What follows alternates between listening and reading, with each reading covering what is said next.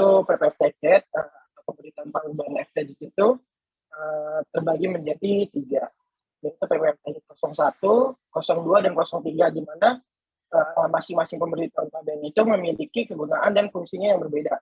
Seperti halnya untuk 01 itu digunakan untuk pemasukan atau pengeluaran barang dari dan ke luar daerah pabean serta pengeluaran ke tempat lain dalam daerah pabean. Kemudian untuk yang 03 itu pemasukan dari TLDDP ke wilayah FTZ. Kalau untuk yang 02 itu pengeluaran dan pemasukan barang dari dan ke wilayah yang mendapatkan fasilitas atau kawasan yang mendapatkan fasilitas. Mungkin sebelumnya kita udah pernah bahas juga, jadi mungkin saya mungkin akan secara singkat aja pembahasan tentang PPFTZ-nya. Mungkin kita langsung praktik saja ya. Mungkin Bu Ayu, kita mungkin langsung start praktik saja. Oke, siap Mas. Di sini saya mau share screen ya. Kebetulan ada satu lagi nih layar. Oke. Apakah sudah terlihat di layar?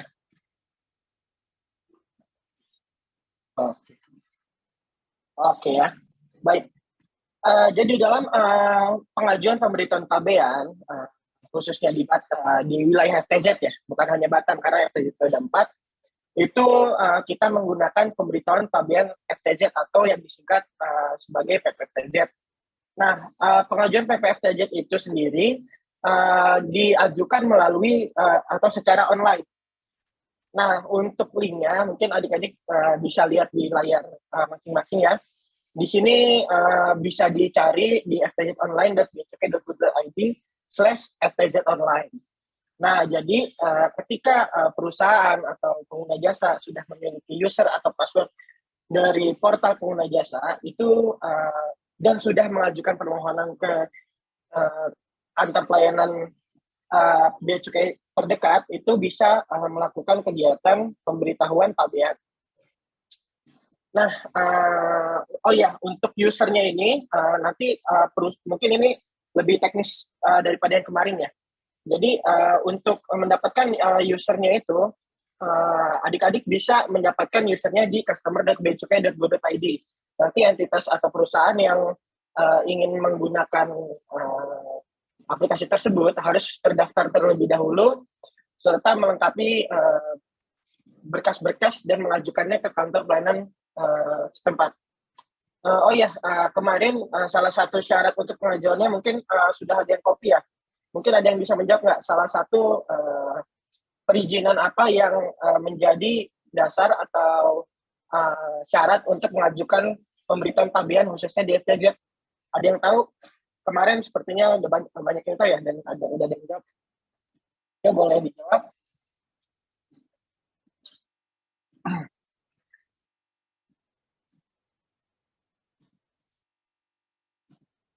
Masih lupa mungkin ya. Oke, jadi untuk syarat untuk melakukan kegiatan di wilayah FTZ yaitu memiliki izin usaha dari BP Kawasan. Nah, izin usaha BP Kawasan ini itu adalah izin usaha yang dikeluarkan dari BP Kawasan yang mengelola FTZ terkait kegiatan baik itu ekspor, impor, ataupun domestik. Nah, oke, kita langsung saja. Setelah perusahaan atau pengguna jasa telah terdaftar dan telah mendapatkan akses untuk pengajuan PPFTZ, selanjutnya bisa melakukan login di halaman portal yang ada di tampilan layar adik-adik sekalian. Oke, di sini kita login. Setelah kita berhasil login, maka kita akan ditampilkan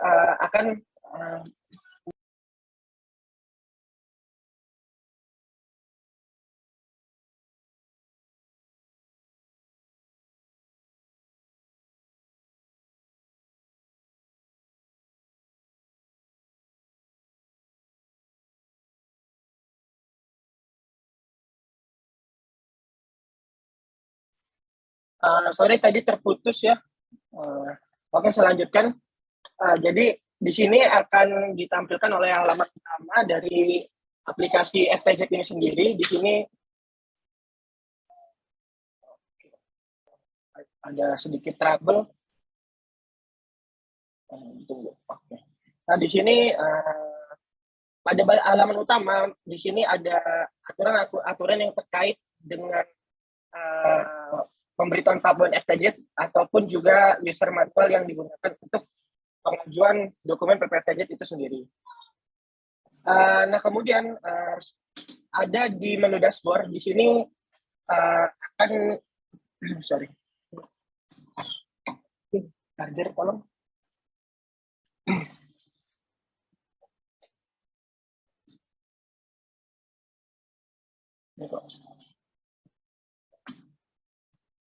Sedikit ada gangguan ya, Mas.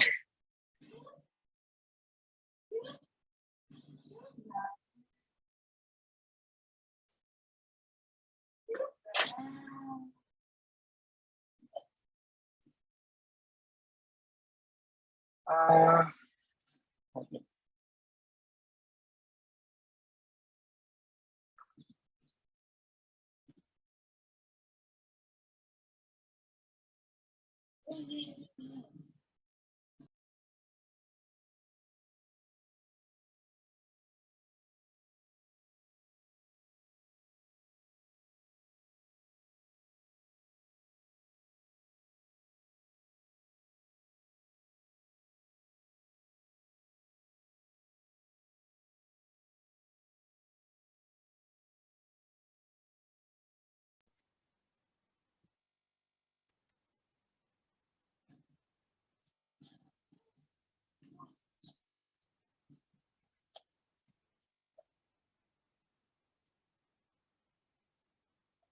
Oke, saya lanjutkan lagi ya.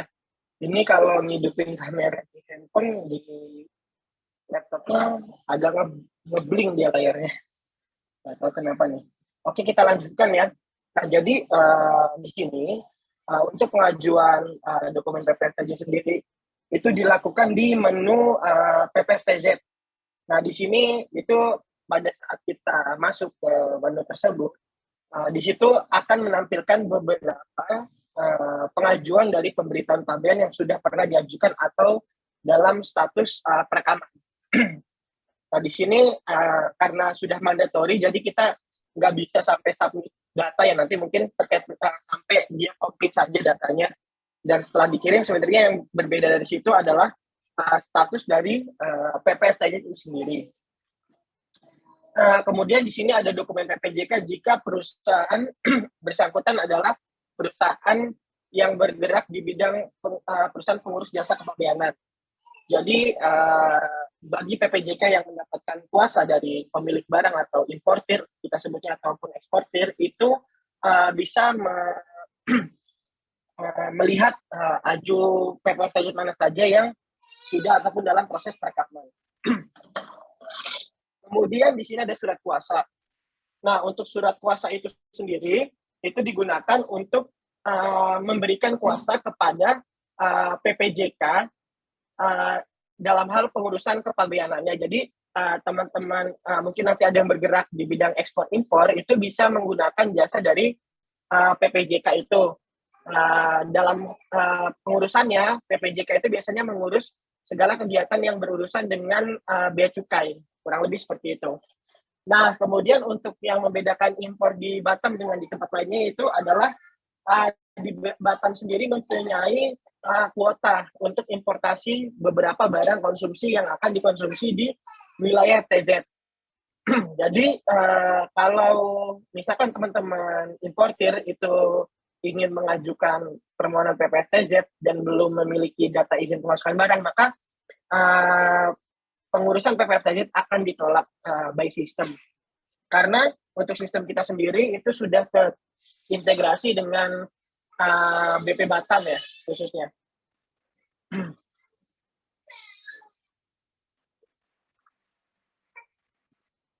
Saya lanjutkan lagi. Di sini kita akan langsung menuju menu perekaman dokumen PPFTZ.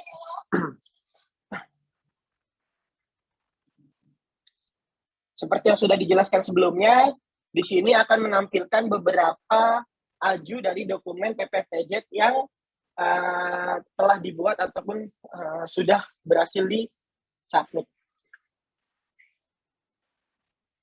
Untuk pengajuannya sendiri, itu nanti rekan-rekan tinggal klik tombol tambah yang ada di pojok kanan. Kemudian di sini ada beberapa isian yang wajib diisi oleh rekan-rekan sekalian. Nah, di sini yang pasti untuk pengajuan, karena kita berada di Batam, kita memilih KPU Bea dan Cukai TPB Batam. Dan di sini terdapat pilihan kantor pelayanan yang memiliki yang termasuk dalam wilayah FTZ seperti Tanjung Pinang, Tanjung Balai, ataupun Sabang.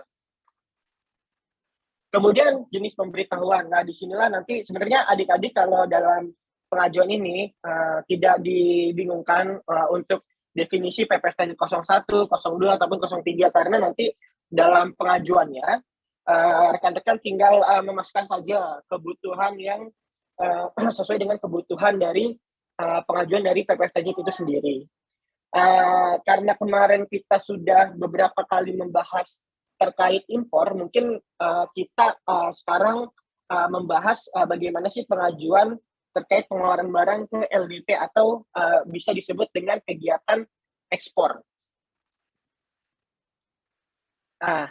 Jadi di sini setelah kita memilih jenis pemberitahuannya berupa pengeluaran, untuk kegiatan ekspor kita memilih yang luar daerah pabean.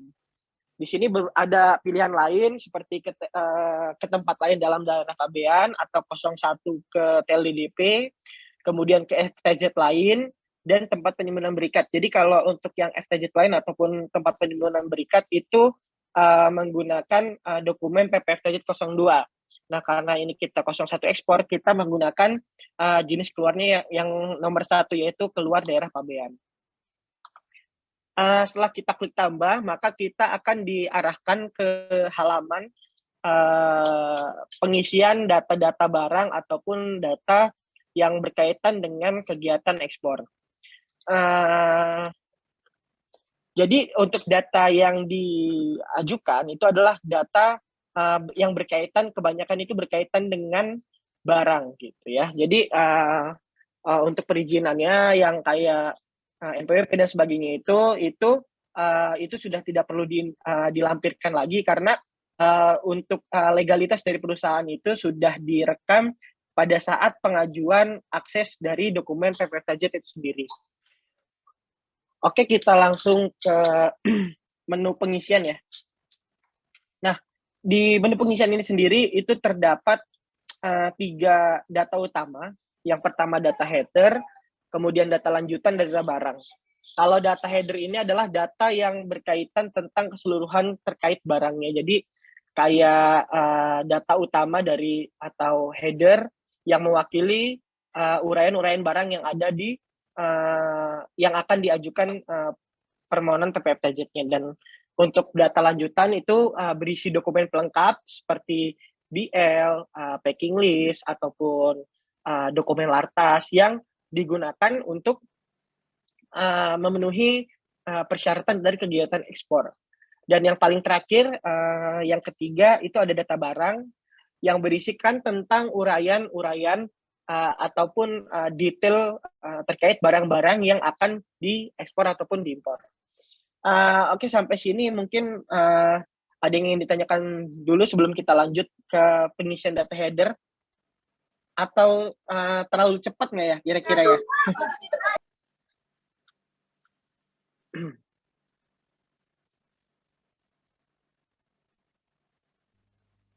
Oke, yang ingin bertanya. Oh, selamat malam Bu Sinta. Selamat malam Bu Ayu, Pak Tomo. Selamat malam Pak Bambang. Malam Pak Bambang, Bu Sinta. Malam semua. Selamat malam. Oke, ada yang bertanya? Mungkin terlalu cepat nggak ya Bu ya yang dijelaskan? Sedikit sih Mas. Oh ya, ya nggak apa-apa, maksudnya karena saya takutnya ngomongnya terlalu cepat, nanti kan bisa diatur temponya. Iya. Oke. Kalau memang tidak ada pertanyaan, mungkin saya bisa lanjutkan lagi ya. Oke, selanjutnya kita akan lanjut ke pengisian data header.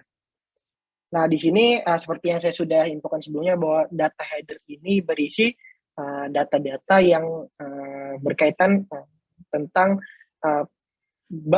atas barang tersebut secara umum ya, secara general, jadi secara keseluruhan.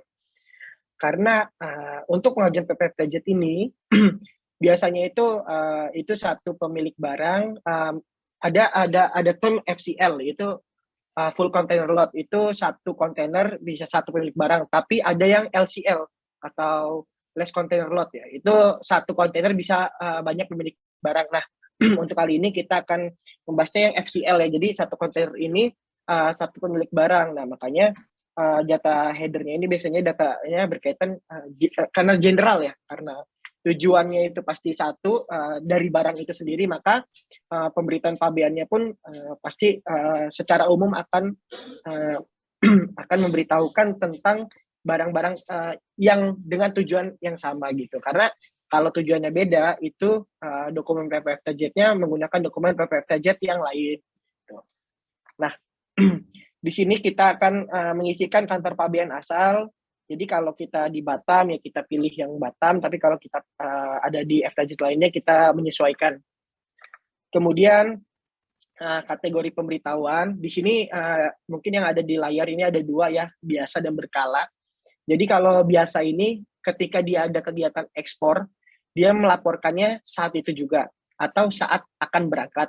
Tetapi kalau berkala ini biasanya perusahaan-perusahaan yang rutin ekspornya, atau biasanya sih kayak aliran gas bawah laut misalkan, itu kan dia bisa dilaporkan atau diberitakan secara berkala. Nah, tapi dalam case-nya sih sebenarnya jarang ya. Kalau di Batam sendiri sampai saat ini saya sendiri belum pernah lihat tuh ada yang melakukan pemberitahuan secara berkala. Dan biasanya kalau pemberitahuan secara berkala ini ada persetujuan dari kepala kantor terlebih dahulu. Jadi kita di sini pilih yang biasa. Kemudian kategori pengeluaran. Nah, di sini yang perlu diperhatikan juga nih. Jadi pengeluaran itu barang tersebut bisa dikeluarkan untuk selamanya tidak akan kembali ke dalam daerah pabean, ataupun dia akan dikembalikan lagi ke daerah pabean gitu. Jadi di sini mungkin dari yang nomor 1 pengeluaran biasa ya. Jadi kalau mungkin adik-adik yang ingin mengekspor barang konsumsi contohnya ya. Jadi ketika diekspor barang tersebut habis dikonsumsi, itu bisa dikategorikan sebagai pengeluaran biasa. Kemudian kalau pengeluaran khusus keluar daerah pabean, misalkan barang tersebut ada mungkin fasilitas khusus ya untuk pengeluarannya. Kemudian pengeluaran sementara. Jadi kalau pengeluaran sementara itu misalkan ada mesin mesin pabrik yang mau di-repair. Nah, itu biasanya menggunakan pengeluaran sementara. Jadi setelah dia di-repair, dia akan kembali lagi, dan itu ada beberapa persyaratannya. Salah satunya dia tidak akan merubah fisiknya, tidak akan berubah secara fisik, dan juga tidak akan habis atau tidak peka waktu gitu ya. Kemudian kalau pengeluaran kembali dari kawasan bebas ini, contohnya misalkan ada kapal Singapura yang mau docking ke Indonesia, kemudian dia keluar lagi. Itu biasanya namanya ekspor kembali atau diekspor. Itu bisa dikategorikan sebagai pengeluaran kembali dari kawasan bebas. Nah, kalau kita kali ini kita akan memilih pengeluaran biasa ya. Pengeluaran biasa atau pengeluaran yang habis atau akan dikonsumsi atau dibeli di LDP atau di luar daerah pabean. Nah, kemudian di sini juga rekan-rekan akan mengisikan tujuan dari kegiatan ekspor itu sendiri. Baik itu dijual, diperbaiki, direkondisi, diuji, dikalibrasi, dan lain-lainnya. Jadi kalau misalkan tadi adik-adik pilih yang pengeluaran khusus ke luar daerah pabean, pengeluaran sementara, nah mungkin untuk diperbaiki, nah itu jadi bisa dipilih di nomor 2. Ataupun direkondisi, misalkan rekondisi itu kayak seperti diperbaiki juga ya, diperbaiki menjadi baru lagi gitu ya, dan lain-lainnya. Nah, itu disesuaikan dengan dari tujuan pengeluaran barang itu sendiri. Nah, di sini kita pilih dijual. Kemudian asal barang. Nah, di sini asal barang ini sebenarnya menyesuaikan terkait isiannya karena si pemilik barang lah yang mengetahui dari mana asal barang itu sendiri. Semisal yang mau diekspor adalah tas rajutan buatan Indonesia. Artinya barang tersebut sepenuhnya diperoleh dan atau diproduksi di tempat lain dalam daerah KBM. Tapi kalau semisal itu tas impor, nah itu maka rekan-rekan pilih yang sepenuhnya diperoleh atau diproduksi di luar daerah KBM. Jadi atas barang-barang tersebut itu kategori asal barang itu menyesuaikan dari si pemilik barang itu sendiri yang mengetahui kondisi dari atau asal dari barang itu yang akan diekspor. Contoh kali ini kita akan menggunakan barang yang diproduksi di TLDDP, contohnya semisal tas tadi ya yang diproduksi di Batam. Kemudian di sini mungkin ada term dari penyerahan barang, mungkin nggak perlu dijelasin secara secara mendetail ya, karena mungkin rekan-rekan juga udah banyak yang tahu nih tentang term dari kegiatan ekspor itu sendiri. Contohnya di sini ada yang paling kalian mungkin rekan-rekan sering dengar, yaitu CIF dan FOB ya. Jadi kalau dia itu FOB berarti ketika dia berada di atas kapal, barang itu sudah lepas dari tanggung jawab si pemilik barang. Nah, kali ini kita menggunakan FOB. Untuk cara pembayaran juga menyesuaikan dengan bagaimana cara transaksi dari antar pengirim dan penjual dan pembeli. Jadi pemilik barang lah yang mengetahui tentang cara pembayarannya. Di sini saya pilih yang tunai. Kalau berkala dan jaminan mungkin itu seperti yang dibayar secara berkala kepada si penjual ataupun diberikan jaminan terlebih dahulu hingga barang sampai. Tapi biasanya itu tunai atau biasa. Nah, kemudian di sini ada identitas pengirim, penerima, pembeli, dan penjual. Umumnya kalau pengirim itu sama dengan penjual ya. Jadi di sini data ini sudah terisi secara otomatis berdasarkan data yang sudah terdaftarkan di kantor pelayanan terdekat. Jadi contohnya kalau PT yang kita coba ini, demo ini kita sudah terdaftar. Jadi untuk nomor identitas, alamat pengirim, nama pengirim, dan sebagainya itu sudah terisi secara otomatis, gitu. Termasuk nomor izin BP kawasannya. Kemudian penerima ini kita biasanya kalau penerima ini identitasnya mereka nggak punya NPWP, jadi kita bisa isikan nomor paspor, KTP atau lainnya. Ini semisal mungkin yang bisa digunakan itu seperti nomor telepon atau nomor identitas yang sekiranya bisa dijadikan sebagai untuk identitas si penerima barang itu sendiri. Contohnya mungkin kita masukkan nomor paspor, terus kita masukin nomor paspornya, kemudian misalkan nama penerima, karena ini barangnya di luar negeri gitu kan. Nah, terus alamat penerima, ini contoh case-nya kita mungkin di Singapura ya. Singapura. Kemudian kita pilih negara penerima sesuai dengan alamat dari pengiriman barangnya.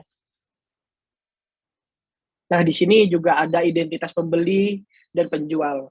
Nah, untuk identitas pembeli dan penjual ini memang terkadang ada yang berbeda, tapi umumnya sama. Seperti halnya pembeli, maka oleh sebab itu juga dari kami itu disediakan kopi data dari penerima yang sudah kita isikan sebelumnya. Contohnya ini kita copy.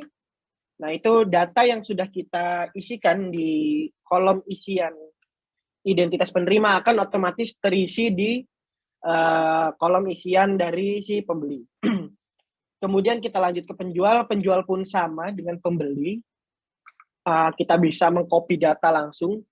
Penjual itu biasanya kan si eksportirnya langsung ya. Nah, yang membedakan ini di sini mungkin PPJK ya. Nanti kalau rekan-rekan ada yang bergerak di berkegiatan usaha di bidang PPJK gitu, nanti rekan-rekan yang sudah terdaftar itu NPWP nama dan alamatnya itu sudah akan terisi otomatis sesuai dengan yang didaftarkan di kantor pelayanan terdekat. Jadi kalau PPJK ini sifatnya tidak mandatori, jadi tidak perlu diisikan. Kemudian di sini ada data transaksi perdagangan. Nah, data ini sendiri itu digunakan berdasarkan nilai transaksi barang secara keseluruhan. Jadi bukan per item barang, karena untuk per item barang itu nanti akan diisikan pada halaman isian data barang. Nah, di sini juga ada berbagai cara pembayaran ya yang digunakan untuk kegiatan ekspornya itu sendiri. Misalnya kita menggunakan pembayaran di muka. Kemudian valutanya semisal kita menggunakan SGD. Nah, di sini NDPWM atau kurs itu akan muncul secara otomatis berdasarkan kurs Kementerian Keuangan yang diupdate setiap hari Rabu. Jadi kalau adik-adik mengajukan PPFTZ harus diperhatikan lagi kurs atau nilai dalam daerah pabeannya ya. Jadi harus harus dicek ulang karena setiap hari Rabu pagi itu kurs akan diupdate ke kurs yang terbaru setiap minggunya. Nah, untuk cara angkut untuk kegiatan ekspor mungkin ini banyak ya. Tapi yang umum atau sering kita dengar mungkin lewat laut, udara ataupun darat. Tapi nggak menutup kemungkinan antar negara itu menggunakan kereta api. Kalau misalkan nanti Indonesia ke Singapura ada kereta ya. Terus ada instalasi, misalnya kalau instalasi ini contohnya ada pipa gas atau pipa aliran minyak. Nah, itu bisa melalui instalasi atau listrik bawah laut. Nah, jadi itu bisa. Nah, kita di sini kita pilih laut ya. Kemudian nama sarana pengangkut, misal ini kita isikan nama kapal. Misalkan NV coba-coba. FOB kita isikan nilai dari barang itu sendiri. Nah, di sini kita semisal isikan harganya itu adalah 1.000 Singapura dolar. Dan biasanya itu freight dan asuransi akan terisikan juga secara otomatis dari perhitungan FOB yang ada. Nah, ini semua keluar by system, jadi akan otomatis. Kalau misalkan nilainya itu sudah mencakup dari nilai freight dan asuransi dari kegiatan ekspor itu.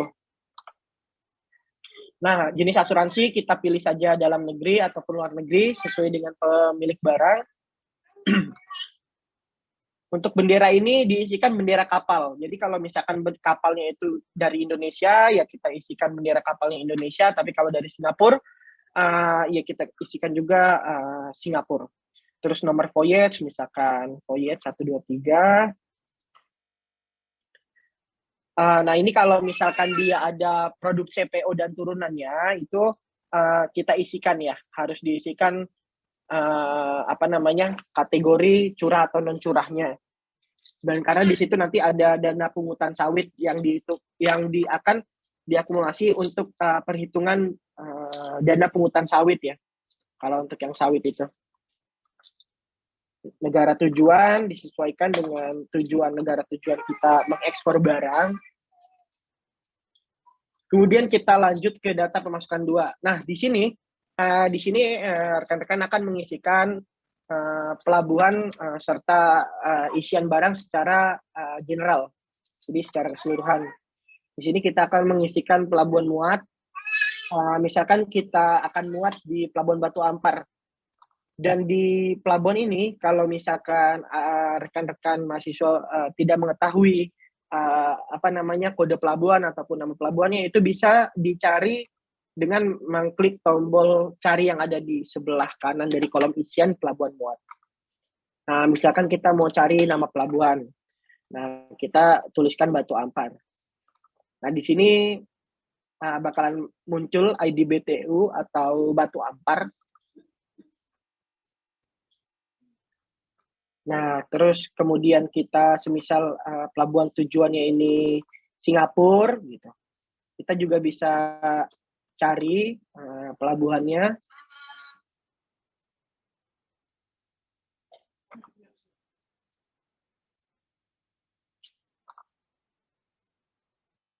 Nah, misalkan kita pilih SG Sync.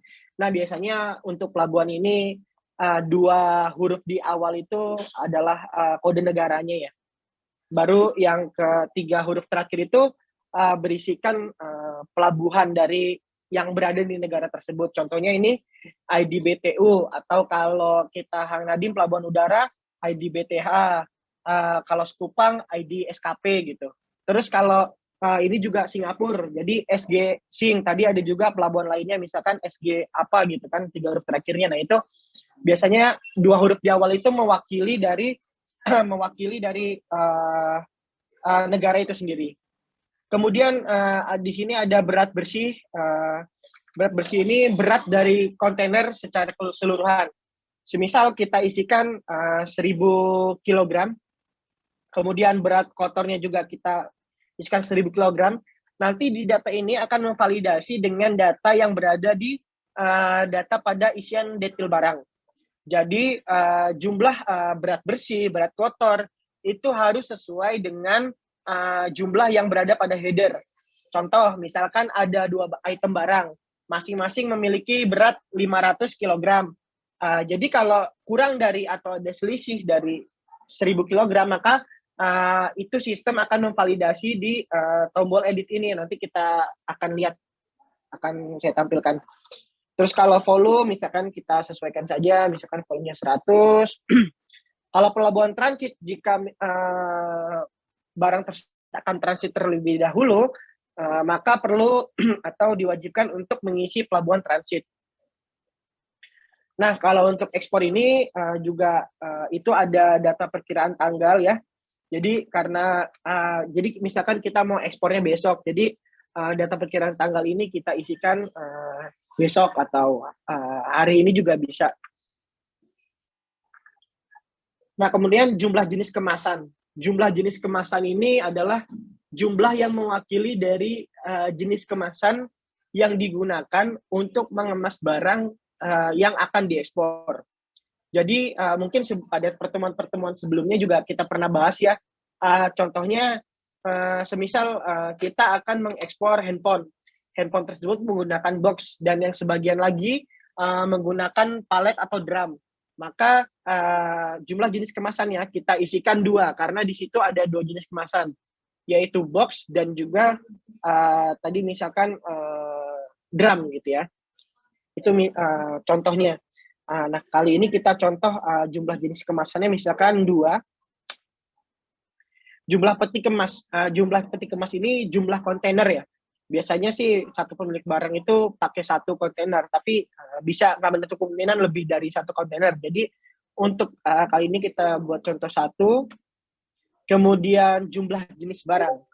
Nah, kalau jumlah jenis barang itu sama ya, sama jumlah jenis kemasan. Jadi semisal yang mau diekspor itu laptop dan handphone, maka jumlah jenis barangnya itu adalah 2. Jadi seperti itu. Nah, di sini kita contohkan misalkan jumlah jenis barangnya itu 2 ya. Terus tempat penimbunan juga ini ada beberapa gudang lokasi. Jika dilakukan pemeriksaan oleh Bea Cukai, maka itu akan menunjuk pemeriksa yang berada di tempat penimbunan yang telah dipilih oleh si eksportir atau pengirim barang. Jadi kalau kita Batu Ampar biasanya itu bisa lokasi barangnya itu di BT01 atau Batu Ampar. Kemudian kita klik tombol save sebelum melanjutkan ke isian selanjutnya. Fungsinya apa? Fungsinya untuk menghindari jika ada data-data yang akan hilang gitu ya. Jadi kalau datanya belum disimpan, bisa memungkinkan rekan-rekan mengisi ulang dari data header yang telah diisi sebelumnya. Nah, tadi juga sudah disampaikan bahwa di tombol edit ini ada validator atau dari sistem itu memvalidasi data-data mana saja yang belum diisikan. Jadi teman-teman juga nggak usah bingung kalau ngisi nanti ragu-ragu, itu bisa mengecek validator yang sudah disediakan by system. Sebelum lanjut ke data lanjutan, mungkin ada yang ingin ditanyakan terkait pengisian data header.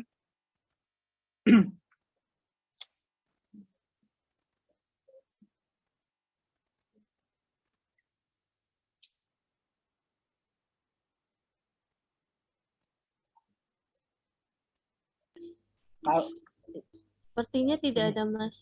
Lanjut. Siap.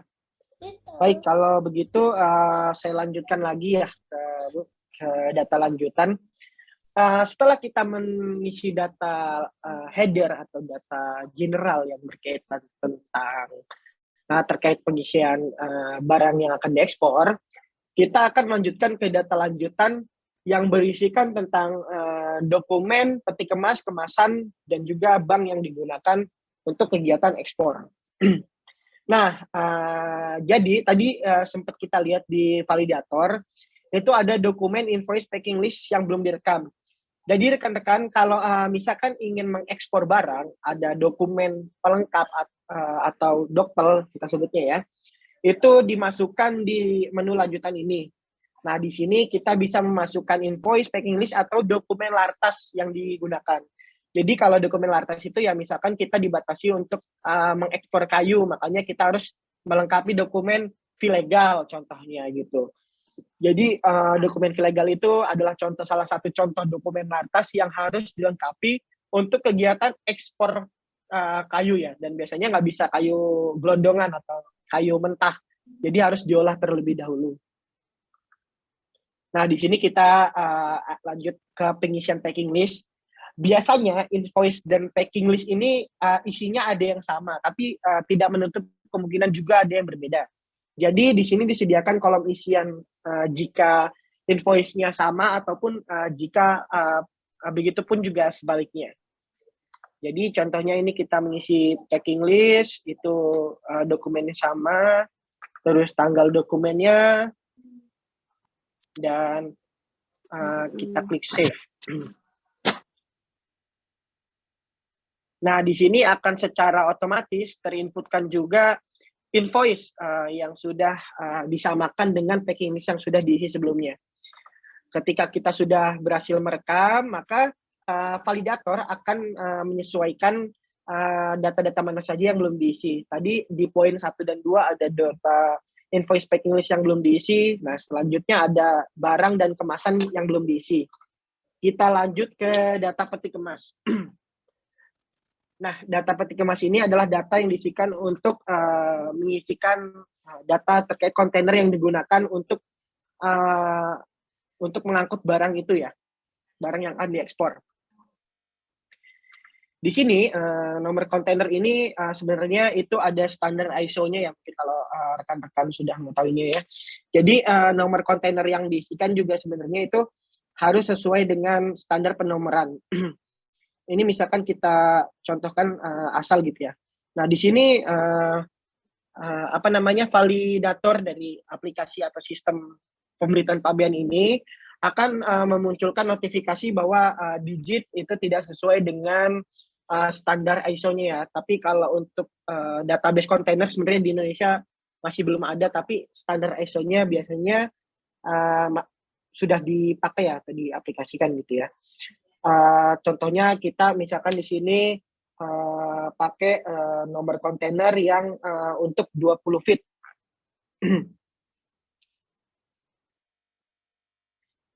Nah, ini misalkan kita isi DFSU 618908. Nah, kalau dia nomor kontainernya valid, maka notifikasi pada di bawah kolom isian itu akan menjadi the container number is masih invalid ya. Harusnya dia berubah jadi warna hijau ya. Coba kita cari contoh dulu biar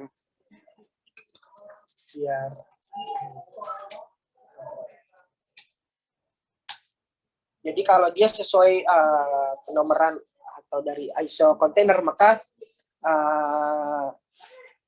validator akan berubah menjadi berwarna hijau. Coba kita contoh.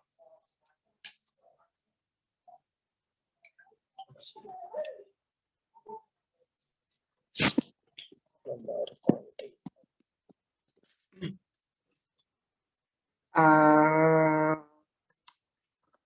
TCNU 963552. Oke, mungkin ini agak sedikit trouble ya validatornya.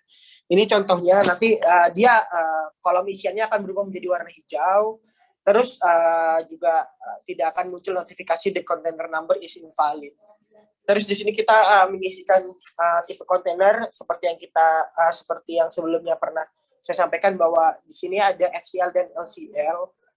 Tapi di sini kita akan mengisikan untuk kontainer FCL. Kemudian ukuran kontainer itu ada 20, 40, dan 45 feet. Jadi disesuaikan dengan kontainer yang akan digunakan untuk ekspor barang.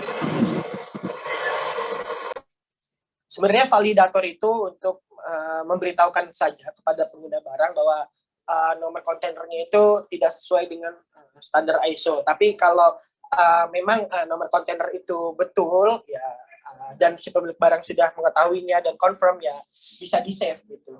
Jadi karena contoh di Batam ya, itu untuk penomorannya itu juga banyak yang masih asal gitu ya, masih belum sesuai dengan standar penomoran ISO-nya itu sendiri gitu.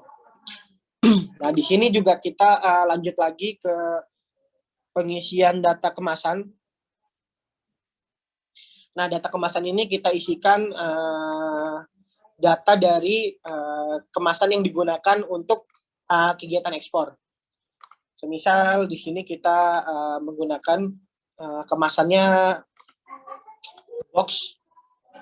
Box juga di sini banyak ya, rekan-rekan bisa pilih menyesuaikan dengan box yang digunakan untuk mengemas barang-barang ekspor. Jadi ini contohnya saya isikan box, terus jumlah kemasan semisal contohnya itu adalah maksudnya adalah jumlah kemasan dan jumlah jenis kemasan ini berbeda ya. Jadi kalau contohnya kita mengirim 100 unit handphone menggunakan 10 box, maka jumlah kemasannya itu 10 dan jenis kemasannya itu adalah 1. Jadi seperti itu. Jadi contohnya di sini misalkan box ini jumlah kemasannya adalah 10 dan merek kemasan ini disesuaikan. Jadi jika kemasannya itu nggak mempunyai merek, bisa diisi kosong atau strip. Ketika kita klik save, maka validator pun juga akan menyesuaikan dengan data yang sudah direkam. Jadi ini contohnya tadi semisal jumlah kemasan yang direkam masih 1, dia wajib pemilik barang harus mengisikan lagi kemasan lainnya yang belum terekam. Ini kita isi lagi ya, misalkan ini yang satunya ada 15 palet.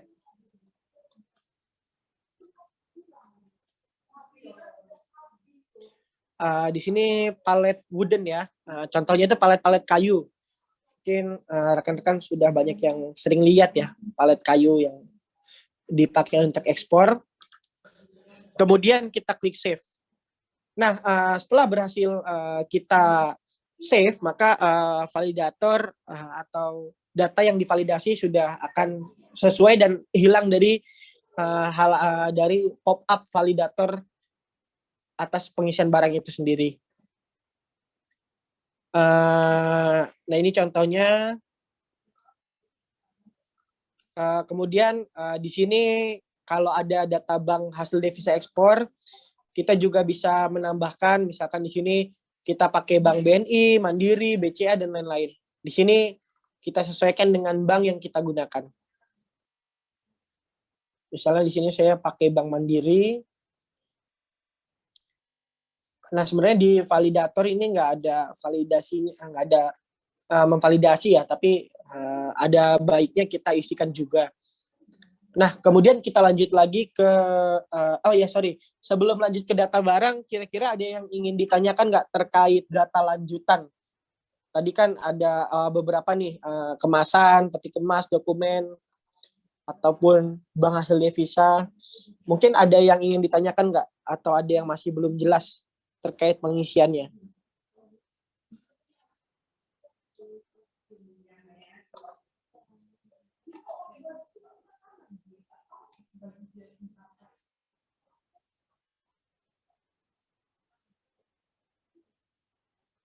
Mungkin nggak ada pertanyaan ya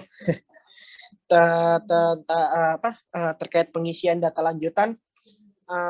Oke, saya lanjutkan lagi saja ke data barang atau data dari detail barang itu. Nah, di sini data barang inilah adalah data-data yang diisikan untuk terkait uraian atau detail dari barang yang akan diekspor. Nah, di sini juga validator akan memvalidasi sesuai dengan jumlah jenis barang yang sudah kita inputkan pada data header.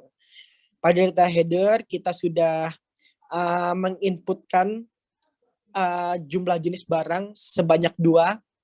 Oleh sebab itu di validator juga akan memunculkan validasi atas jumlah barang yang belum direkam gitu. Untuk menambahkan barang itu sebenarnya ada 2 metode. Yang pertama import dari CSV ataupun kita menambahkan satu-satu secara manual. Nah, untuk barang yang jumlahnya banyak, untuk mempermudah pengguna jasa itu biasanya para stakeholder itu menggunakan fasilitas import from CSV karena itu akan mempermudah. Kalau jumlah barangnya 1-2 mungkin bisa diinput satu-satu ya. Tapi kalau jumlah barangnya ratusan ataupun bahkan ribuan, itu biasanya pengguna jasa itu menggunakan fasilitas atau menu tombol yang digunakan itu import from CSV. CSV itu salah satu format file Excel ya. Sedikit informasi aja nih. Oke, kita lanjut saja ke pengisian data barang. Di sini kita mengisikan data barang yang akan kita ekspor. Untuk data barang itu sendiri, itu yang pertama kita isikan adalah pos tarif. Nah, pos tarif ini mungkin teman-teman udah pada tahu ya. Pos tarif itu adalah kalau bahasa ininya adalah HS code atau harmonized code, harmonic system ya, code. Jadi kode atau klasifikasi dari barang yang berdasarkan kalau di Indonesia itu BTKI ya, buku tarif kepabeanan dan cukai. Nah, kita lanjut saja. Mungkin di sini ada yang bisa ngasih contoh nggak? Atau ada yang bisa bantu cari nggak pos tarif untuk HS code barang untuk barangnya handphone, sorry. Mungkin ada yang bisa bantu mencarikan pos tarif.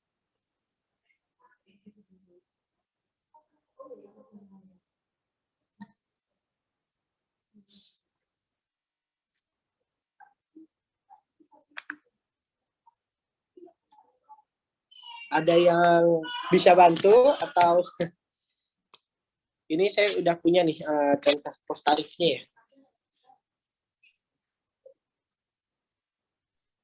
Izin Bang, telepon seluler ya Pak?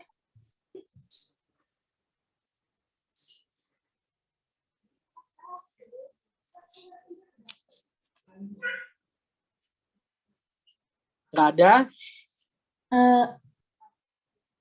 Izin Pak. Oke, kalau nggak ada, kita lanjutkan Ada, Pak. saja deh. Ini Ada, Pak. Ada itu, Pak. Salini. Misalkan, ada, Mas Rizky. Misalkan HS code handphone ya. Atau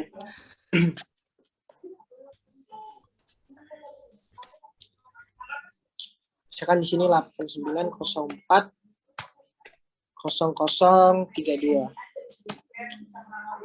Nah, di sini kalau misalkan dia HS code-nya salah, ini ada salah tipe. Nah, validator juga akan memunculkan notifikasi bahwa pos tarif tidak ditemukan.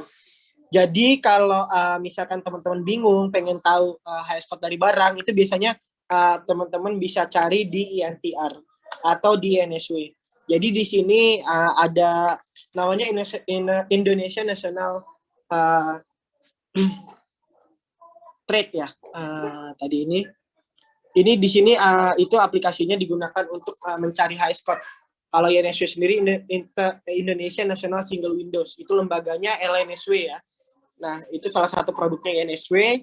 Dan untuk pencarian HS code itu menggunakan Indonesia National Trade Repository. Nah, repository ini berisikan data-data yang ada pada BTKI, Buku Tarif Kepabeanan Indonesia.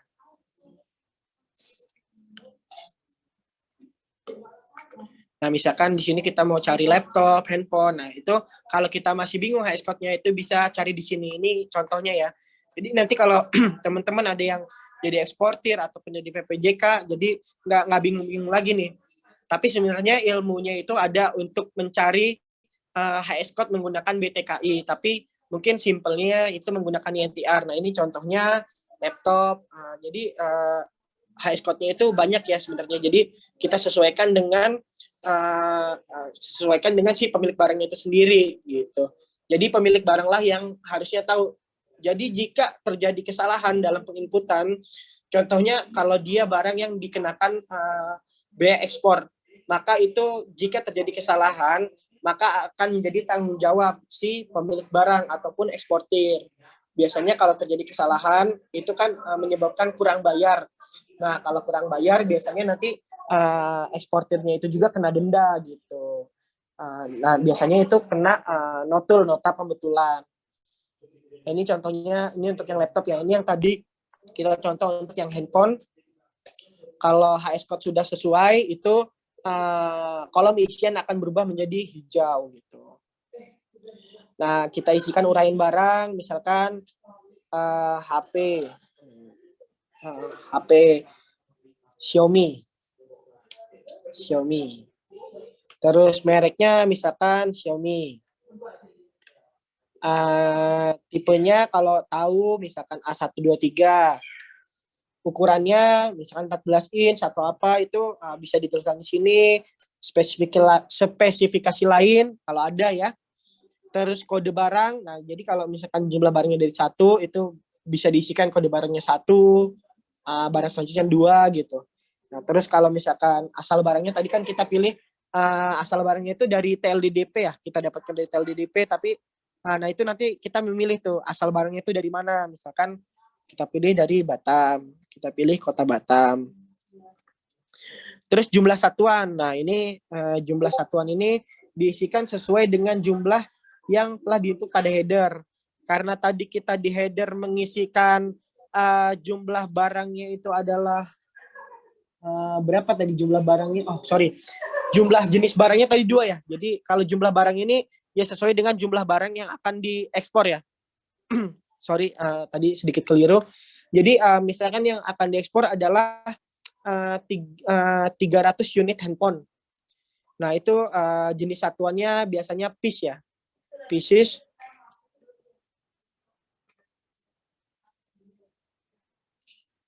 Nah, jadi seperti itu. Nah, kemudian jumlah kemasannya, jumlah kemasan harus disesuaikan juga. Jadi misalkan dia pakai, tadi kan kita isi jumlah kemasannya itu pada header itu kalau nggak salah 100 box ya ada. Nanti kita cek lagi. Nah, itu harus sesuai juga gitu. Jadi misalkan jumlah kemasannya 10 box. Nah, misalkan kita jumlah kemasannya 10, itu juga harus sesuai dengan jumlah kemasan yang telah diinputkan pada isian data lanjutan tadi.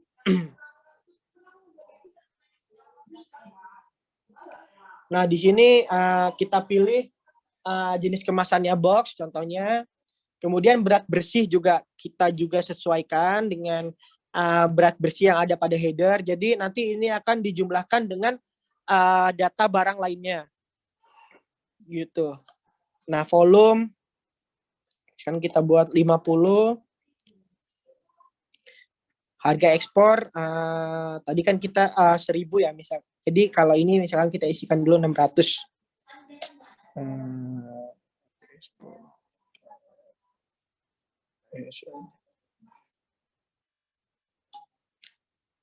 Nah, kemudian kita isikan juga FOB-nya atau nilai dari barang. Jika dia terkena lartas itu biasanya ini udah otomatis ya. Kalau HS code-nya itu adalah barang lartas, di sini akan otomatis muncul apakah dia terkena lartas atau tidak.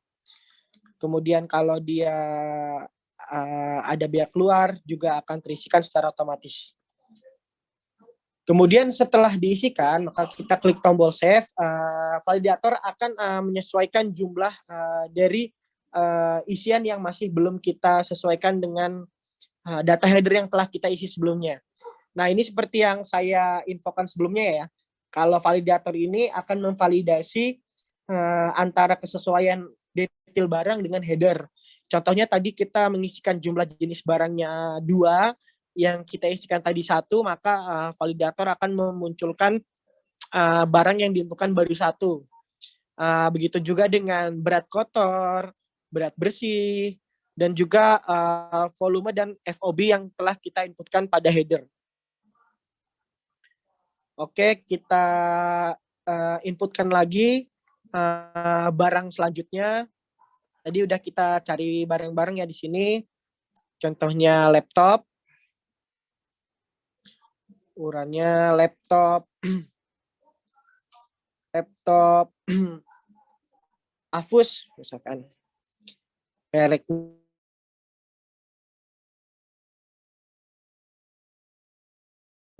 23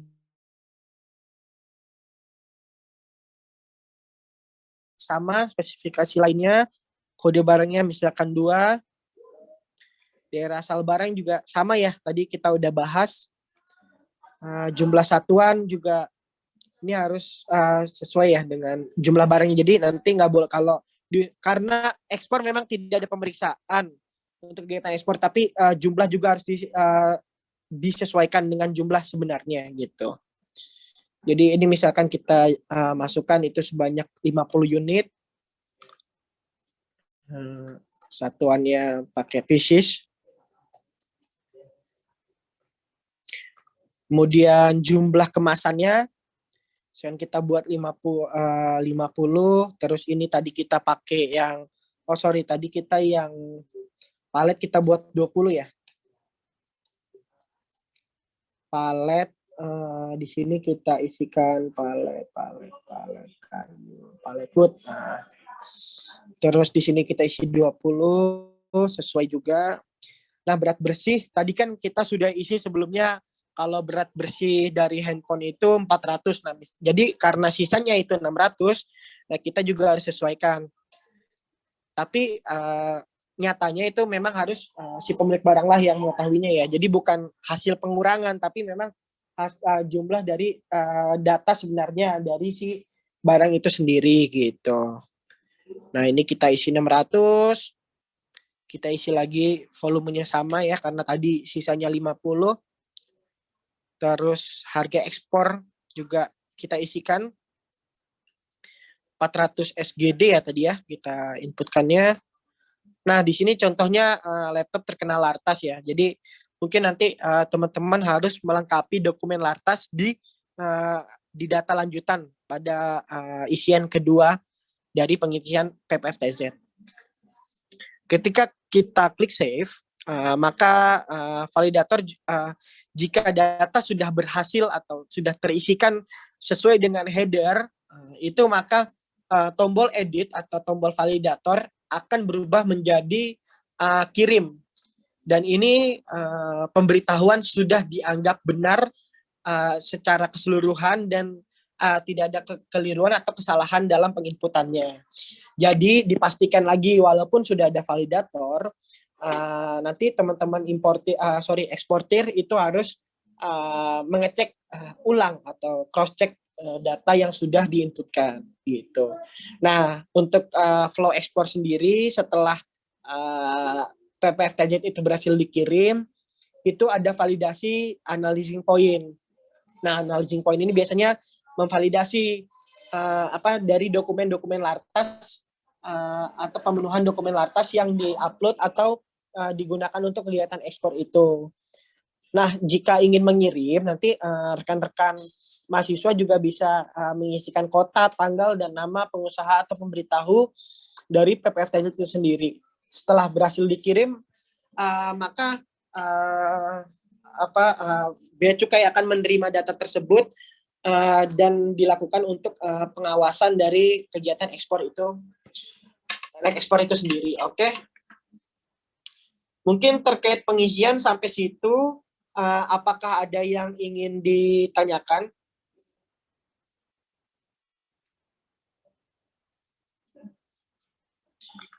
Ini ada, ini agak trouble ini.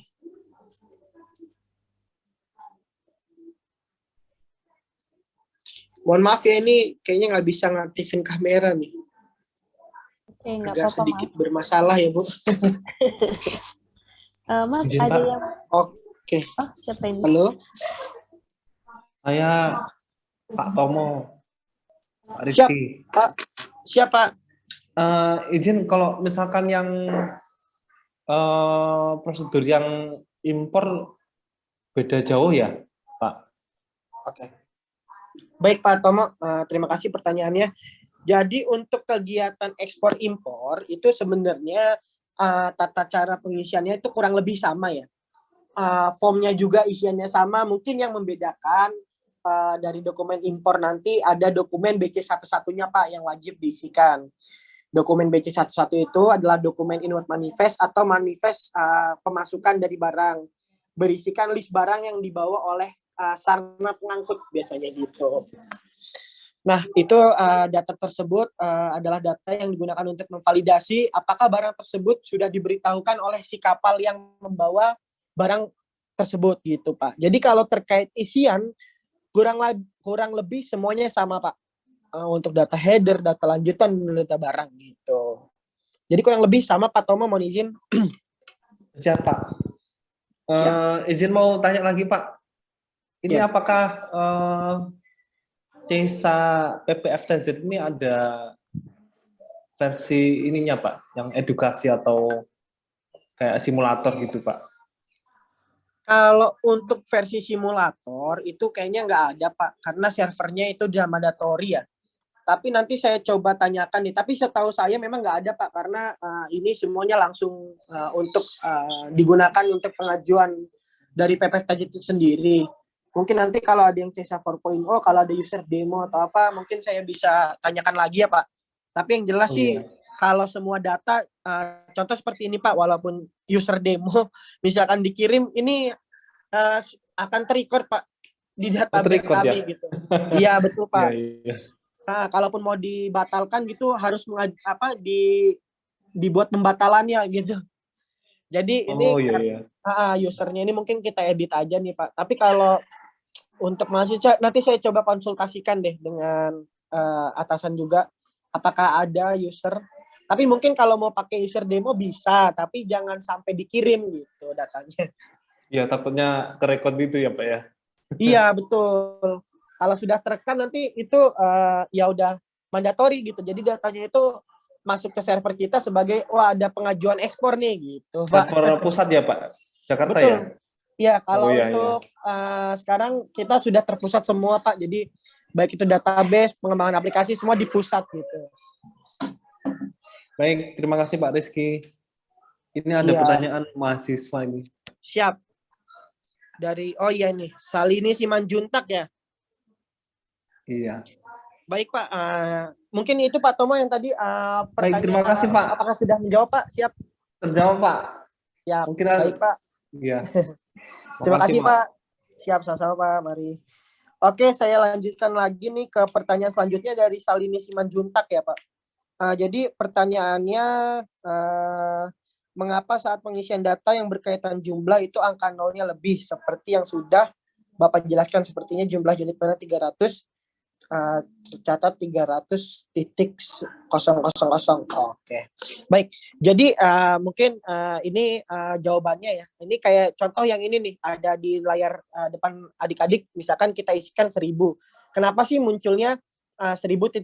Mungkin ini secara bahasa pemrograman atau ininya itu adalah salah satu jenis bahasa pemrograman ya. Jadi misalkan dia mengisikan 1000, dia itu di beberapa bahasa pemrograman harus mengisikan itu 1000.00. Jadi ketika tersimpan ke server pun jadi dia tetap 1000 gitu. Jadi untuk hanya sekedar bahasa pemrograman lah mungkin ya, atau ya seperti itu kurang lebih. Jadi ini sebenarnya adalah mungkin kalau adik-adik isian nominal, misalkan kayak nilai rupiah kan biasanya ada 1000 gitu. Jadi itu cuma sekedar kayak ini aja sih interface dari si aplikasi itu sendiri.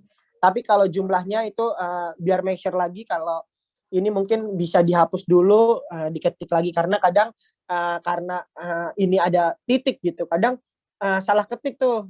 Misalkan 100,000 ya itu beda lagi dengan 1000.000 gitu. Nanti malah jadi dianggap sebagai bilangan pecahan ya atau bilangan desimal ya pembahasannya itu ya, yang pakai koma gitu lah kurang lebih gitu. Jadi kalau ini sih sekedar interface aja ya, interface dari si aplikasinya untuk memastikan atau untuk mempermudah juga sih, mempermudah nominal yang ada di input yang sudah diinputkan gitu.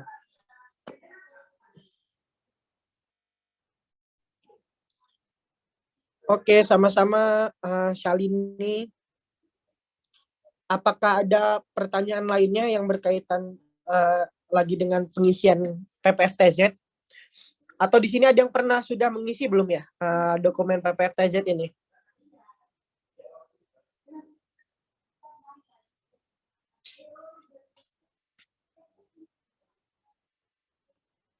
Tidak Pak, namun dulu pernah buat ini Pak, PEB Pak, di mata kuliah Pak Sol. Oh, PEB ya? Iya Pak. Oh, oke. Berarti kalau PEB ini sebenarnya secara isian sih sama ya, karena pemberitaan pabean itu secara universal itu mengisikan tentang data-data barang dari yang akan diberitahukan kepada DJBC gitu ya. Nah, cuma mungkin kalau PEB itu isiannya masih pakai modul berarti ya. Masih pakai modul modul PEB nih. Kebetulan lagi nggak ada contohnya ya. Jadi mungkin nih kalau udah pernah ngisi PEB sih ngisi ke ini sama aja sih. Cuma yang membedakan mungkin tampilannya itu sendiri gitu yang beda. Itu pernah di kampus ya atau di mana pernah ngisinya? By Zoom gini juga Pak. Oh, di Zoom gitu ya? Iya, untuk ini salah nama Pak. Ternyata Pak Yosef Pak. Yang mana? Oh, iya.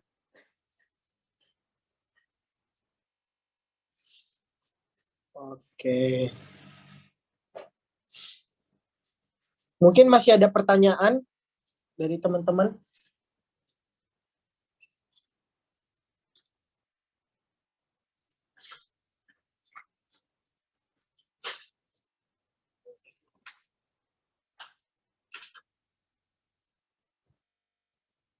Oke, mungkin kalau nggak ada pertanyaan, mungkin Bu Ayu, gimana Bu? Kita sudah cukup atau masih ada yang ingin kita bahas lagi? Oke, yang lain ada yang ingin bertanya lagi? Izin Pak Rizky, kalau mau tanya-tanya mengenai sistem, bisa Pak untuk follow up atau tindak lanjut? Boleh Pak, boleh. Kalau misalkan ada yang ditanyakan terkait sistem, kebetulan saya memang di bagian dukungan teknis, jadi kalau memang ada ya error sistem atau terkait sistem, boleh ditanyakan Pak.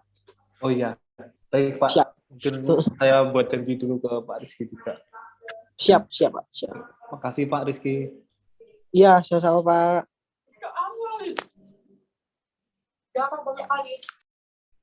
Oke, mungkin Bu Sinta. Cukup Bu. Cukup Bu Ayu. Oke, siap Bu. Pak Bambang. Bolehlah. Mas Rizky, makasih sudah ini. Mau nanya boleh? Boleh Pak. Ya, saya tadi kan terlambat. Pertama, iya, saya pertanyaan mendasar. Yang bisa ngisi C saya ini nanti sebenarnya siapa, Mas? Maksudnya yang berhak ngisi atau yang berkewajiban ngisi. Misalnya jadi, ini Pak, kan kasusnya, ini ya, kasusnya PPFTZ 01 berarti barang keluar gini ya? Iya Pak, 01 ekspor ini Pak. 01 ekspor. Oh, Ya. ekspor ini ya berarti ya? Iya Pak, contoh case ini kita case ekspor Pak. Oke. Ya, berarti itu siapa saja sih sebenarnya? Apakah bisa siapa saja? atau harus orang tertentu yang ngisi ini? Ini Siap. dasar. Mungkin saya jawab dulu ya Pak, mohon izin Pak Bambang. Ya. Jadi terkait siapa sih sebenarnya yang melakukan pengisian dari PPFTZ 01 ini, secara ini sebenarnya kita menganggapnya itu si pemilik barang ya Pak, atau si eksportir Pemilik itu barang. sendiri. Tapi kalau teknisnya itu misalkan suatu perusahaan biasanya ada yang memang mengurusi tentang legalitas misalkan untuk kegiatan ekspor. Nah, bisa si bagian tersebut, makanya di situ kan tadi ada contoh pengisian nama pemberitahu ya Pak. Jadi itu bisa dituliskan nama pemberitahunya siapa. Karena nama pemberitahu itu mewakili dari perusahaan yang mengajukan dokumen ekspor. Itu Pak contohnya. Nah, bisa juga kalau yang mengisikan itu adalah PPJK Pak. PPJK itu adalah pengusaha pengurus jasa kepabeanan. Jadi misalkan ada PPJK yang diberikan kuasa dari sebuah perusahaan, anggap perusahaan A memberikan kuasa kepada PPJK. Saya PPJK ini perusahaan bisa CV, bisa PT juga ya, ada beberapa. Nah itu jadi mereka itu yang dikuasakan untuk pengisian dari dokumen PPFTZ itu Pak. Jadi cara ininya sih memang pemilik barang nih, pemilik barang atau PT yang didaftarkan NPWP-nya, tapi untuk pengisian teknisnya lebih terinci lagi itu si pemberitahu yang mengisikan dokumen itu sendiri gitu Pak. Kurang lebih Pak Bambang, mohon izin. Mewakili pemilik berarti gitu ya. Siapa Dan mewakili pemilik? Dan ya misalnya gini lah. Kalau ini ekspor nih berarti ke luar negeri gini ya? Iya Pak, betul Pak. Ke ekspor ke LDP Pak, pengeluaran ke LDP ya Pak. Nah, ke LDP ya. Iya Pak. Kalau misalnya ke daerah pabean lainnya? Ke daerah pabean lainnya itu 01 TLDDP Pak. Sama Pak. Sama ya, tapi kategorinya 01 TLDP ya. Iya Pak, betul Pak. Nah, terus misalnya nih Mas, ini case-nya ada kan sekarang, ini kami ikut lomba robot. Oke. Ikut lomba robot di Surabaya. Ada case-nya dua nanti, ikut lomba robot di Surabaya sama ikut lomba robotnya nanti di Thailand bulan depan. Yang lomba robot yang ke Surabaya ini akhir minggu ini. Nah, itu kan berarti barang-barang robotnya tadi itu kan keluar dari Batam berarti ya. Iya Pak. Nah, ke Surabaya. Tapi nanti sebenarnya barang-barang itu akan kembali lagi ke Batam sebenarnya kan begitu. Setelah ikut lomba. Nah, itu berarti kan ngisi PPFTZ berarti ya? Harusnya iya Pak. Kalau secara ini ada value-nya kan. Tapi tergantung Pak. Yang pertama dia barangnya dibawa sama, misalkan dibawa sama teman-teman mahasiswa, hand carry gitu, ataukah barang kargo tersebut dikirim? Oh, kargo ya Pak? Ya, kirim. Oh, kargo. Siapa? Nah, berarti kalau kargo, dia gini Pak, skemanya mungkin kalau untuk pendidikan itu memang beberapa itu mendapatkan tarif fasilitas juga Pak. Jadi mungkin dari Poltek itu nggak perlu membayar baik itu biaya masuk, PPN ataupun sebagainya, karena barang tersebut kan didapatkannya juga dari TLDDP. Nah, tapi secara ini ya Pak, mungkin kalau pemberitahuannya itu yaitu menggunakan pemberitahuan yang pengeluaran sementara Pak, dengan tujuan TLDDP. Tadi mungkin sudah diinfokan tuh Pak, di header itu diberitahukan juga misalkan 01 TLDDP itu dikeluarkan secara sementara kah ataukah dia untuk dijual. Nah, jadi disesuaikan dengan peruntukan barang itu sendiri. Gitu sih Pak. Siap. Tapi berarti kalau misalnya kondisi seperti itu, yang isi tadi itu bisa kita nggak? Iya Pak. Berarti kalau bisa Poltek nggak gitu? Ya, merujuknya ke NPWP Polri Batam ya Pak? Ya. Ya, betul Pak. Jadi merujuknya memang ke NPWP si instansi terkaitnya lah Pak, ataupun perusahaan lah kalau perusahaan kan Pak. Tapi kalau ini kan mungkin mewakili ya Polri Batam, jadi NPWP dari Polri Batam itu sendiri Pak. Iya, terus kalau tadi terkait dengan pengisian CESA itu, berarti kita sebelumnya harus sudah punya surat izin dari BP berarti ya? Iya Pak, betul. Kalau nggak salah saya pernah approve ini Pak, perizinan untuk Polri Batam. pernah masuk Pak permohonannya. Jadi kalau untuk Mhm. kegiatan bisa itu Pak. Tapi kalau nggak salah Poli Batam pun pakai PPJK Pak. Kalau saya nggak salah ya Pak. Nah iya, makanya Ya. maksud saya ini sudah ada case Bu, Mbak Sinta. Maksudnya kan kita rutin ya, mudah-mudahan rutin misalnya gitu ya. Ada lomba-lomba yang nantinya pasti melibatkan kargo dan pasti keluar Batam itu pasti ada aspek kepabeanannya gitulah. Jadi ya makanya tadi saya tanya apakah memang harus pakai PPJK atau memang kita bisa atas nama Poltek sebagai ini gitu kan ya, yang Iya. ngurus gitu. Tapi yang ngurus ya ya teman-teman yang ikut kuliah pabean inilah harusnya kan gitu. Benar Pak, boleh mungkin. Kalau mungkin nanti saya cek Pak dokumen apa aja sih sebenarnya yang biasa dipakai PPJK. Tapi dalam hal pengurusan kepabeanan memang nggak diwajibkan Pak PPJK. Cuma mungkin PPJK kan lebih tahu ya Pak. Misalkan HS code dari barang itu berapa, terus perhitungannya Betul. berapa. Jadi mungkin terkait itunya. Tapi kalau misalkan teman-teman yang di sini atau mahasiswa di sini ada yang mau coba gitu, ya bisa Pak, gitu. Nah, Yang penting ini sudah memenuhi syarat, salah satunya ya izin usaha BP kawasan itu Pak, tadi gitu. ya izin BP kawasan, izin usaha atau izin keluar barang Mas? Kalau Izin usaha Pak, izin usaha BP kawasan itu biasanya mencakup terkait pengeluaran barangnya juga Pak, terkait kegiatannya. bukan NIB ya? Bukan Pak, kalau NIB ya? kan itu kan memang harus ya Pak ya, kalau Ya. NIB, kalau perusahaan ataupun instansi Ya, terkait. Tapi saya kalau izin usaha itu untuk perusahaan ataupun entitas yang berkegiatan usaha di kawasan FTZ Pak. Jadi ada namanya izin usaha BP kawasan gitu. Iya, iya. Nah ini case-nya ada nih. Nggak tahu ini bulan depan apa untuk pengeluaran ke Thailand itu. Oh iya Pak, mungkin bisa itu Pak, daripada nanti pakai PPJK mungkin adik-adik mahasiswa ada yang ingin mencoba gitu kan, nanti ya bisa dipandu gitu Pak. Jadi nggak perlu pakai PPJK lagi atau ini kan Pak. Iya betul. Ya sebenarnya sih biar pembelajaran. Iya Pak, benar Pak. Kalau Mbak Ayu kalau nunggu kayak ini banyak nih calon PPJK kecuali saya lah. Saya nggak lulus. Cuman memang apa namanya? Ya itu kan salah satu case. Kalau misalnya kita bisa handle seperti itu kan berarti kira-kira kan mirip-mirip ya Mas ya? Betul Pak. Polanya ya. Iya Pak.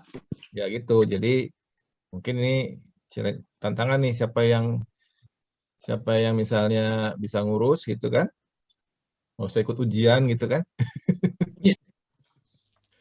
Iya beneran. FTZ ya Pak, udah hatam dianggapnya Pak. Iya masalahnya udah belajar terus kan tinggal diskusi tuh sama Mas Tomo ini kayaknya PPJK juga nih nanti. Oh gitu Pak. Nah, nanti yang lulus teman-teman yang lulus dapat tambahan ini Pak, bonus ini Pak. Itu masih lama lulusnya Mas pengumumannya. Tapi ya ini tadi. Ya tes ya Pak. Tes Mas susah ternyata. Ya memang. Kalau nggak salah dulu ada orang BC yang coba ikutan tes gitu ya nggak lulus juga. Karena nggak, kalau itu memang sangat sangat teoritis dan memang terus terang kan nggak bahas khusus Batam kan, iya, umum. Betul. Jadi terus terang begitu di lapangan kan jadinya agak banyak yang harus disesuaikan sebenarnya kalau yang di Batam ya. Betul. Harus dibelajarin lagi gitulah maksudnya. Iya Pak, benar. Tapi kan makanya tadi ide misalnya kayak kemarin kita buat buku ekspor atau impor khusus Batam itu memang karena cuma ada di Batam gitu aja. Iya benar. Kalau tempat lain kan beda, nggak ada istilah PPFTZ misalnya begitu kan? Iya. Nah, kayak gitu. Kalau di Jakarta aja kan kalau mau ngirim ke mana misalkan ke Lampung ataupun ke daerah lainnya itu tinggal kirim-kirim aja kan Pak. Cuma kalau di FTZ punya karakter yang berbeda, jadi mewajibkan pengisian PPTZ dan harus berurusan sama bea cukai gitu. Iya, makanya siapa tahu tadi kalau misal CESA-nya bisa akses ini ya bisa, maksudnya tadi mahasiswa juga terus dosennya juga ada gitu kan, jadi punya pengalaman real gitu loh ngurusin ini. Siap ya Pak. Oke lah. Oke Pak. Terima kasih banyak Mas Rizky. Siap, sama-sama Pak. Monggo Mbak Ayu. Mas Tomo katanya siap ya? Ya tinggal Pak. beberapa Ya, tergantung siswa ini, nih yang Pak. ini yang kira-kira Tergantung apa. kelulusannya. Kalau lulusnya bareng, banyak ngurus bareng-bareng, Pak. Siap. Oke, Oke. makasih banyak. Siap, sama-sama Bambang. Mungkin masih ada pertanyaan lagi dari teman-teman mahasiswa. Ini kan lagi pada buat buku. Ini sebenarnya kan yang realnya ya. Yang dihadapi kan sebenarnya CESA itu kan. Maksudnya Iya Pak, betul. platform yang akan dihadapi itu sebenarnya realnya adalah ke CESA itu. CESA. Jadi kalau teman-teman tadi buat buku yang praktis terkait eksportir atau importir ya coba diekspor ya. Tadi pertanyaan sederhana saja, siapa sih sebenarnya yang ini, apakah si eksportir bisa misalnya gitu ya. Iya, betul Pak. Pemilik barang kan tadi ya Mas ya, intinya ya. Iya. Secara ini si pemilik barang Pak. Atau perusahaan yang akan mengirim barangnya itu Pak. Atau perusahaan yang akan mengirim barang ya kan. Betul Pak.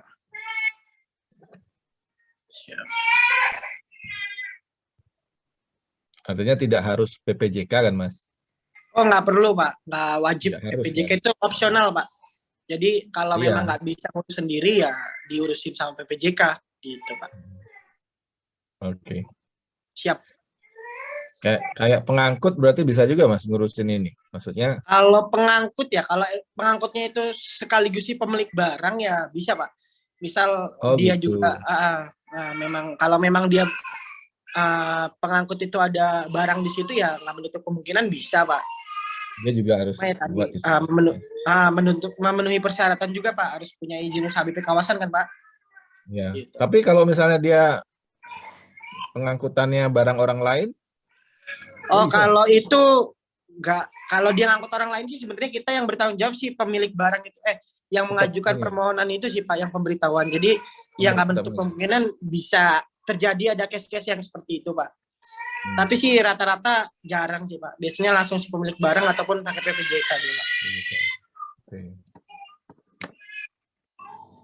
Siap. Mas. Ini ada nih teman-teman nih, Faisal, siapa ini? Kemarin Mbak Jihan. Siapa lagi? Kemarin yang sudah present itu ya, Mas Ipul, ya, Mas Nuzul. Siap. Mbak Salsa, Mbak Cantika. Nggak ada pertanyaan ya?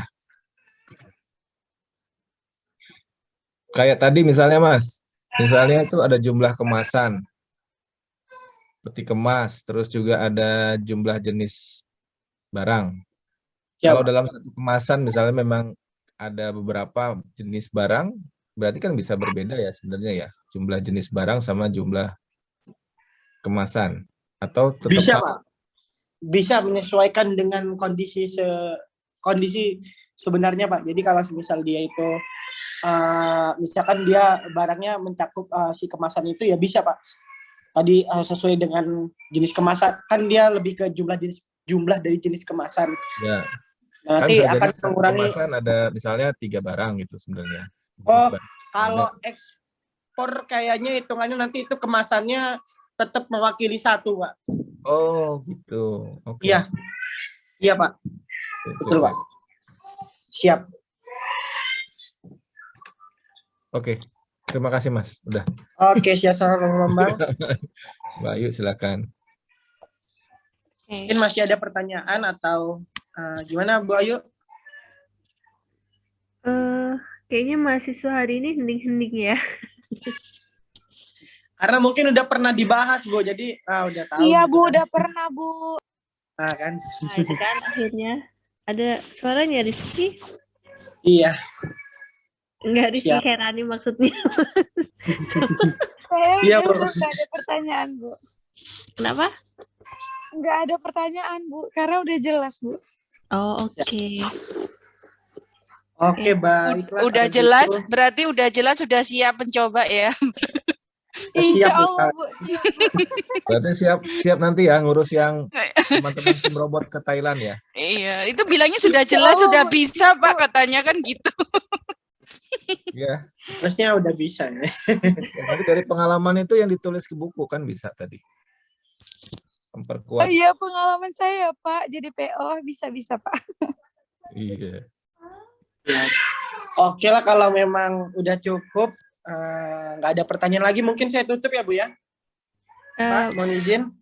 Monggo silakan. Siap. Mohon izin Pak, Bu, terima kasih